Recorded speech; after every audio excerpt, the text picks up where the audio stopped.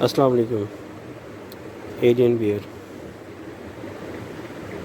best laptop, but when you have to replace its battery,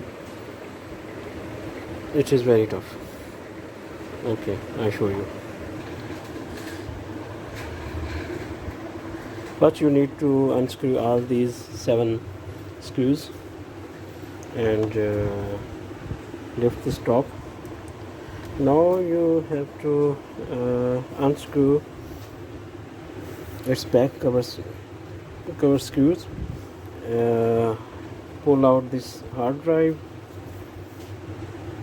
SSD, Wi-Fi, and here small connectors, and after that this back cover,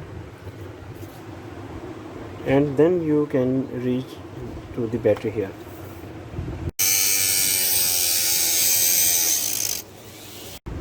Now I have cut this part from here.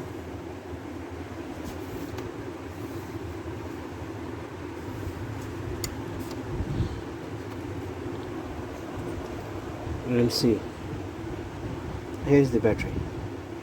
Now whenever I need to replace the battery, I just open this part and the battery is here. I don't need to disassemble all this.